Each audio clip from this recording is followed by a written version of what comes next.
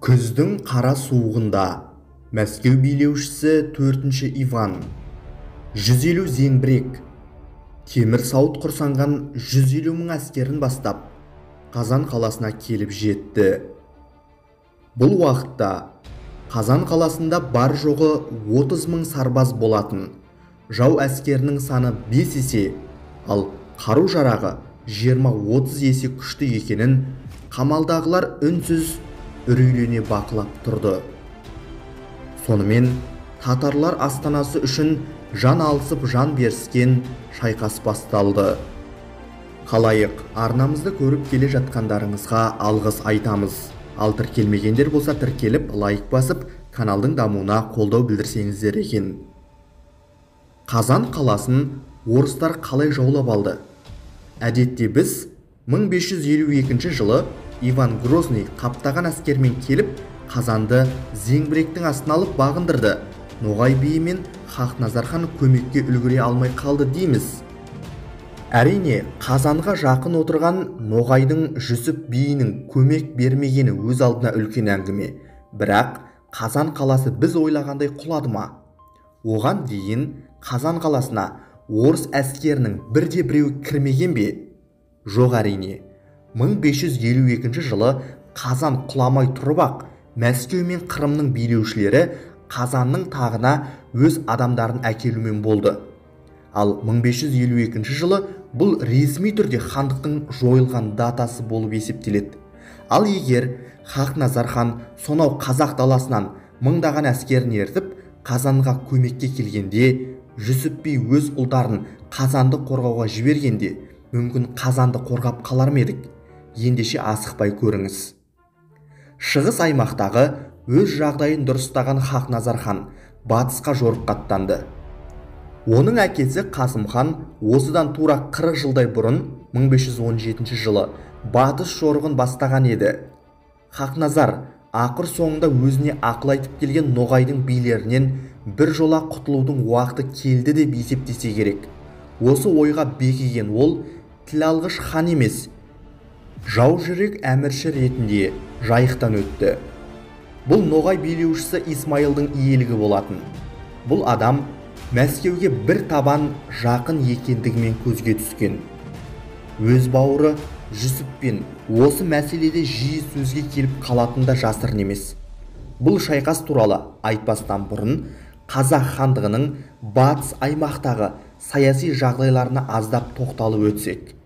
Батыс аймағымыздың саяси даму бұл жерде орналасқан Астрахан, Қазан, Қырым хандықтары Мәскеу мен Ноғай ордасымен тікелей байланысты.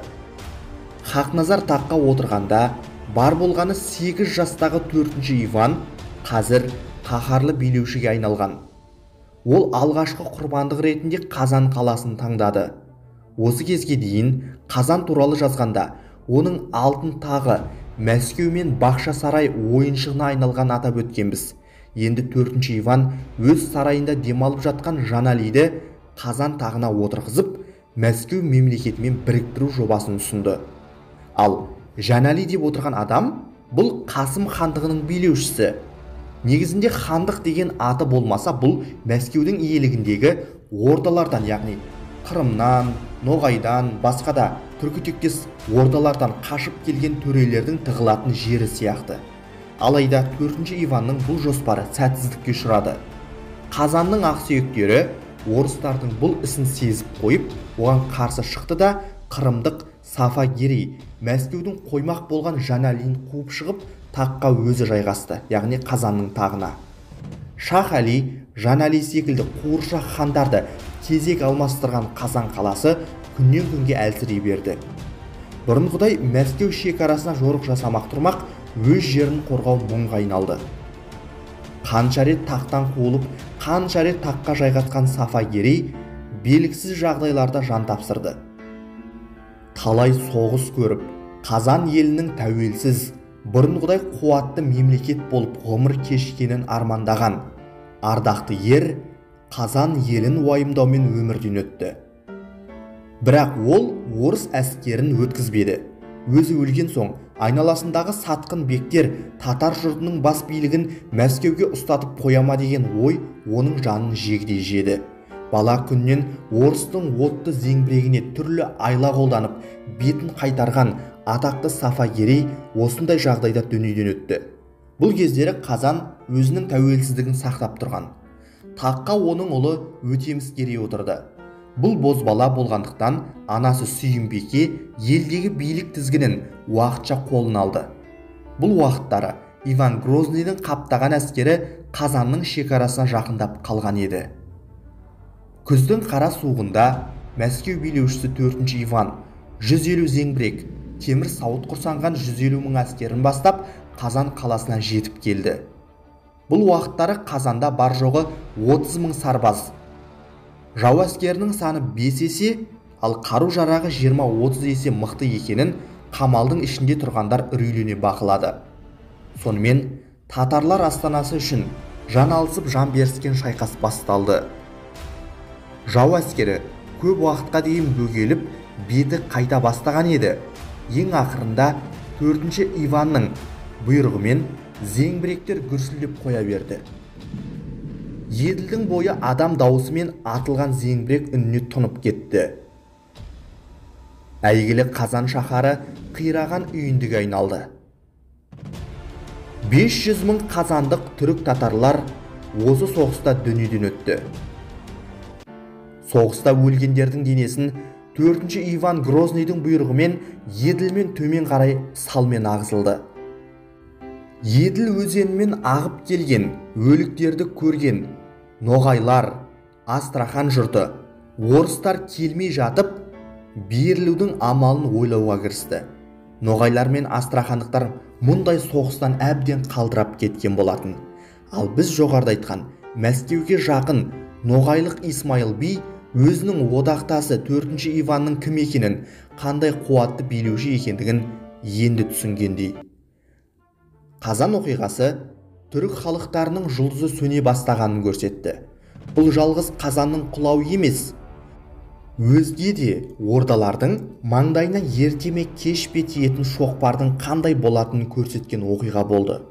Ажалмен талай бетпе-бет келіп, Қазанды қорғап қалған Сафа Керейдің сүйікті жары Сүйімбеке енді қас жауы Шахалиге күшпен тұрмысқа шықты, ал оның ұлы Өтеміс Керей мұсылмандықтан бас тартып шіркеуде шоқындырылды. Өтеміс Керей енді Александр деп аталды.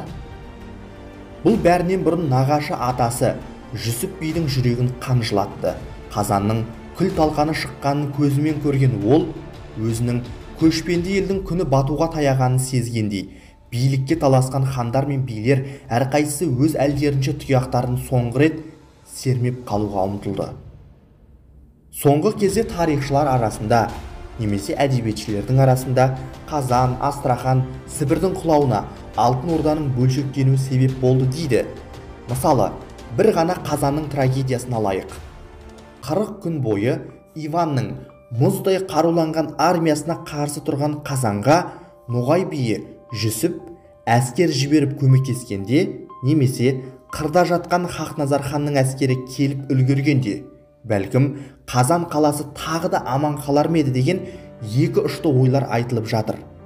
Әрине, тарихта солай болғанда бұлай болар ма еді деген нәрселер жүрмейді. Сонда да тарқатып айтып көрейік. Мен Қазанға барғанша қан жаумасын, қар жаусын.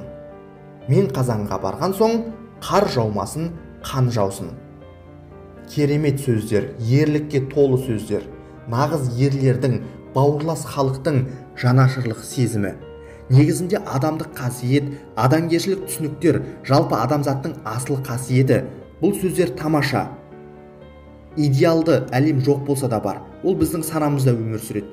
Бірақ материалдық әлемде реалды көзқарастар, мәселеге объективті көзқараспен қарауда керек. Жарайды, Хақназар ханымыз келіп көмектесті. Жүсіп бидің балалары жанын салып, Қазанды қорғап қалды деп есептейік. Иван Грозныйдың әскері кері шегінді, бірақ орыстар тағы келеді. Сосын тағы келеді. Бұл табиғи заңдылық. Хақназар мен Жүсіп бір рет, екі рет, тіпті 5 рет Қазанды құтқарып қалса да, Қазанның түбі құлайтыны анық болатын себебі өзіндік өнеркәсібі жоқ, экономикасы дамымаған, саяси жүйесі феодалдық құрылыстан өте алмаған, әлеуметтік экономикалық артта қалған елді жанындағы күшті мемлекеттің түбі басып алатыны анық. Қазанның құлауына Мәскеу мемлекетінде енді қалыптасып келе жатқан буржуазиялық қоғам немесе енді ғана дамып келе жатқан саудагерлер, көпестер, өнеркәсіп, шағын өнеркәсіп иелерінің жаңа кеңістік ашуға деген ұмтылысы ерекше әсер етті. Оларға өз тауарларын өндіру мен сату алаңдарын кеңейту үшін хандардың ұстанып отырған экономикалық саясаты кедергі келтірді. Ол қалай дейсіз ғой? Бір ғана мысал. Мәскеу патшасы мен Қазан ханына екі түрлі салық төлеу өнеркәсіп иелері үшін немесе саудагерлер үшін әлдеқайда тиімсіз болатын. Егер экономикалық артта қалған Қазан бағындырылса, олар тек бір ғана адамға салық төлейді де, сәйкесінше олардың өткізу нарығы, яғни мемлекеттің шекарасы кеңейді, халықтың саны көбейеді, яғни өткізу нарығы кеңейді. Ал билік басында отырғандар, нақтырақ айтатын болсақ, Иван Грозный, өнеркәсіп иелерінің болсын, саудагерлердің, көпестердің бұл талабын соғыс арқылы шешіп берді. Кейіннен Сібірде осындай жағдайда жаулап алынды. Тұз өндіретін строгановтар саудагерлер, яғни немесе әдемі тілмен айтатын болсақ, енді ғана қалыптасып келе жатқан буржуазиялық өнеркәсіп иелері алып Сібір мемлекетінің қирауына себепші болды. Сол себепті Қазанның трагедиясын, яғни құлауын саяси процестермен, яғни Иван Грознийдің әскерді бастап келіп зеңбіректермен жаулап алуымен ғана байланыстыру үлкен қателік. Қазанның бағындырылуы орыстардың алдағы Орта Азия мен Қиыр Шығыс экспансиясының негізгі базасына айналды. Түрік тектес халықтардың тарихына үңіліп, олардың жеңілісінің сырын айтқанда, бұл халықтардың экономикалық, әлеуметтік мәселелерін ешқашан ұмыт қалдыруға болмайды. Мынаны естен шығармау керек. Біздің тарихымыз тек соғыстардан, қылыштасудан, найзаласудан, яғни тек қана көшпенділердің өзара соғыстарынан ғана тұрмайды. Осыны түсінетін кез жетті. Қазан қаласы дүрбелеңге түсіп, біздің жырауларымыз ұлы даланы қоңыр домбырасымен күмбірлетіп, сары даланы жырлап жатқанда, Иван Грознийға Дания елінен Мәскеуге кітап басу шебері Мессенгейм келді. Мәскеу болса одан әрі дами берді. Ал үлкен далада хандар мен билер өзара билікке таласуын жалғастырды.